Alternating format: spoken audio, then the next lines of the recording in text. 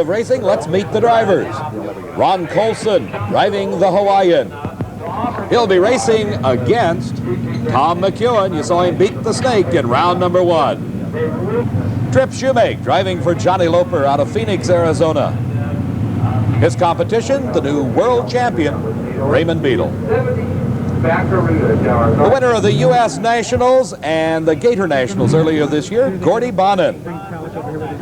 From Waco, Texas comes his competition, Billy Meyer.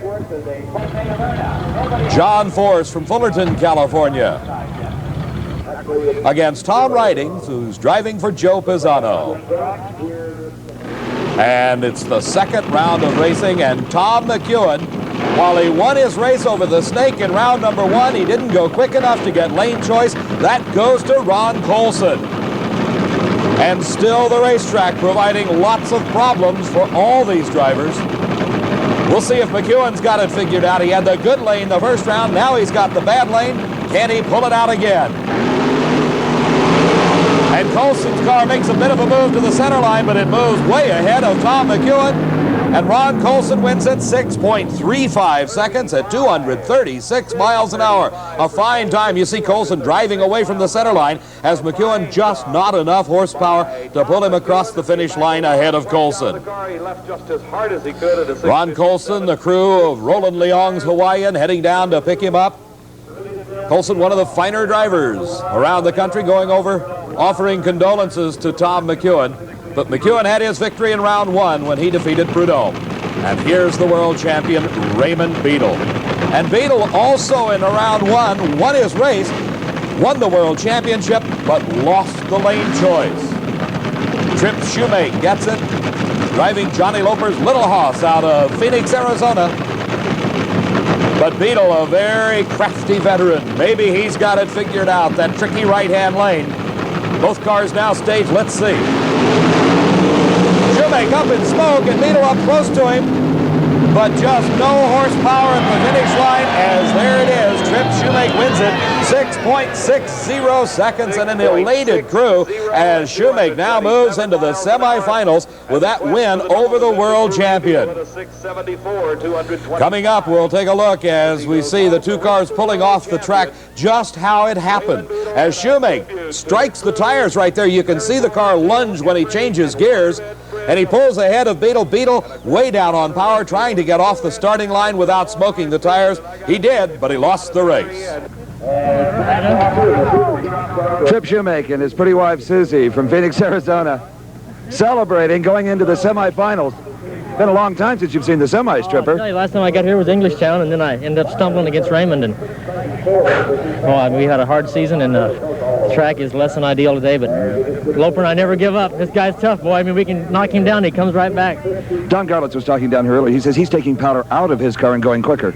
Yeah, the thing is, with the way our fuel system's set up, we take power out, we drop off a half a second. Right now, I just learned how to drive on a dirt track. I can just drive her on down. Okay, going into the semifinal round is Tripp Shumake, also known as 240 Shorty. And a tough racetrack faces Waco Billy Meyer, and a tough competitor in that other lane is Gordie Bonin. The Canadian has already won the U.S. Nationals this year and set a new speed record at over 246 miles an hour for Gordie Bonin.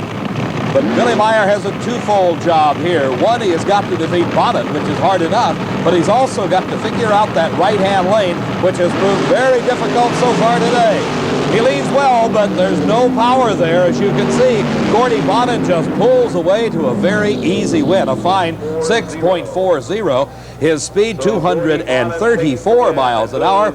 Bonin moves into the semifinals. Here you see they leave the starting line together, and right there at that point the race is over unless something breaks, because Bonin moves well ahead of Billy Meyer and takes an easy win to go into the semis.